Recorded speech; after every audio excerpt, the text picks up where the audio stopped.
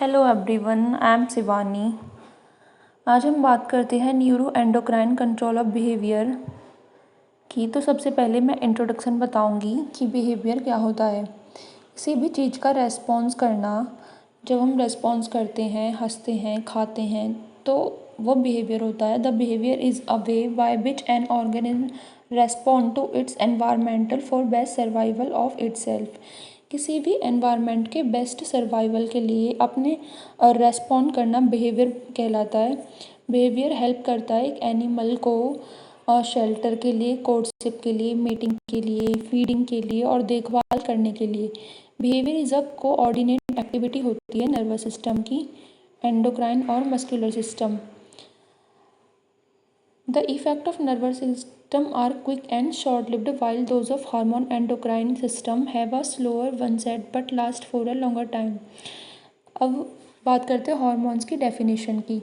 तो hormones chemical messenger होते हैं जो कि एंडोक्राइन ग्लैंड के द्वारा हेल्प से सीक्रेट होते हैं, ब्लड में और ऑर्गन तक पहुंचाए जाते हैं। देन उसी के अकॉर्डिंग हम अपना सबका बिहेवियर अलग अलग होता है।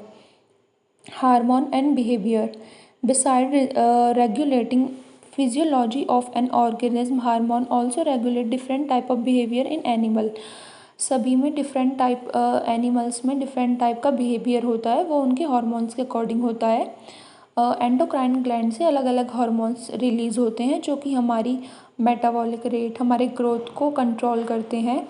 When hormone are not available, जब हार्मोन अवेलेबल नहीं होते तो एनिमल इनसेंसिटिव हो जाता है। There is a interaction between hormone and behavior. This hormone is bidirectional hormone can after behavior, and behavior can feedback to influence hormone concentration. Hormone and reproductive behaviour की बात करें तो animal reproductive behaviour is seasonal and based on hormonal action. During breeding season के समय जो sex hormone है वो highest level पर होता है, जिसके द्वारा रिप्रोड्यूस प्रोसेस हो जाता है। नेक्स्ट हम बात करते हैं role of testosterone in regulation of behaviour की। सेक्सुअल बिहेवियर में टेस्टेरोन हार्मोन्स का बहुत बड़ा रोल होता है, जो कि सारा सेक्सुअल प्रोसेस जो होता है इसकी वजह से कंप्लीट होता है।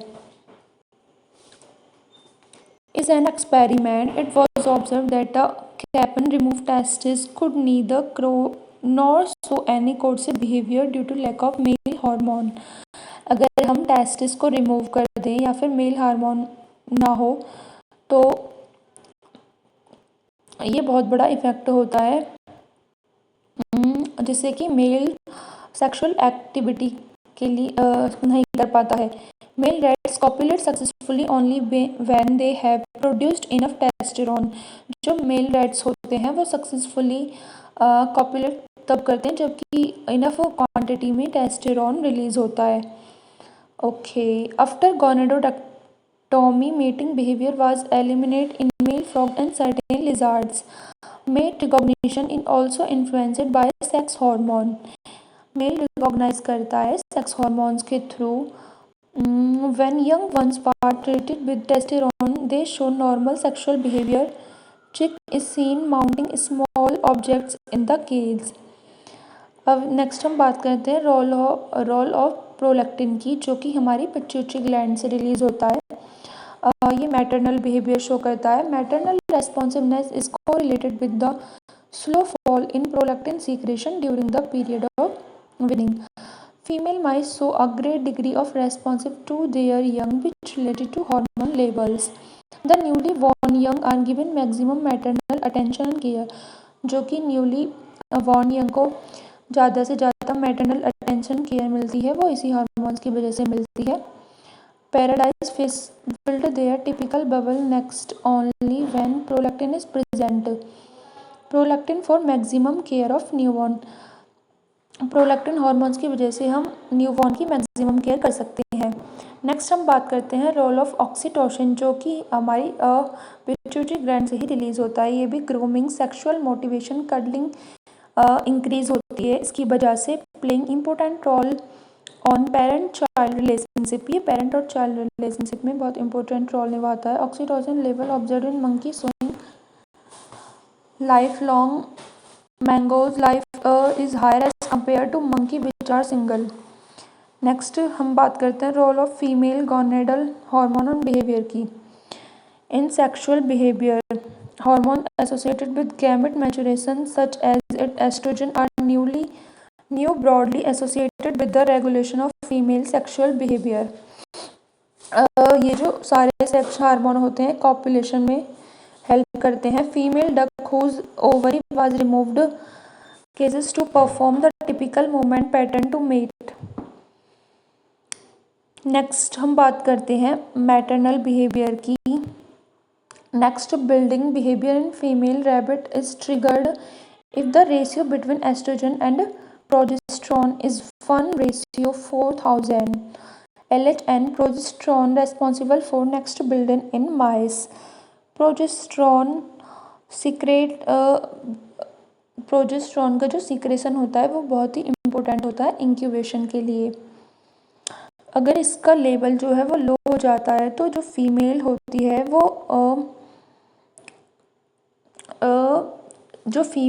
है वो will ceases to sit over their egg. इसका एग्जांपल है doves. Hormone of pituitary gland and their behaviour. Anterior pituitary gland, इसकी दो लोब्स होती है, एंटीरियर पिट्यूटरी और पोस्टीरियर पिट्यूटरी। तो एंटीरियर में कुछ हार्मोन्स होते हैं जैसे एडिनोकॉर्टिकोट्रोपिक हार्मोन, थायराइड स्टिमुलेटिंग जो कि मेटाबॉलिक रेट को कंट्रोल करता है, follicle stimulating, luteinizing hormone, growth hormones, prolactin, ये सेक्स हार्मोन है। ऑक्सीटोसिन जो हमने पहले ही बताया था। अब नेक्स्ट हम बात करते हैं role of ACTH in behaviour. Adrenocorticotropic hormone masculinisation में ये हेल्प करता है। And in aggressive behaviour testosterone एक सिग्निफिकेंट रोल प्ले करता है एग्रेसिव बिहेवियर के लिए, जो कि मेल्स में ज़्यादा होता है, इसमें देखने को मिलता है। Presence of absence of testosterone influence aggressive behaviour in birds and mammals such as रिंगस्टर्प्स, roosters, mice, rat and domestic etc।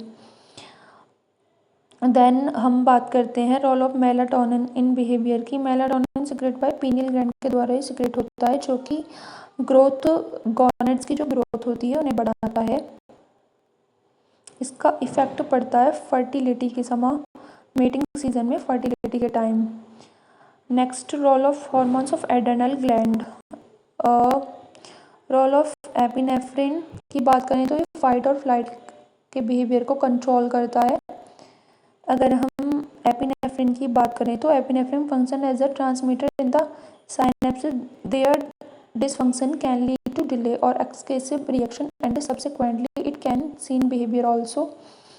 यहाँ पर कुछ ग्लैंड्स के नाम शो हो रहे हैं, उनसे हार्मोन्स निकल रहे हैं, जैसे कि पिट्यूटरी ग्लैंड से ग्रोथ हार्मोन निकल रहा है, जो कि इसका फंक्शन होता है ग्रोथ को रेगुलेशन करना और control the function of endocrine gland.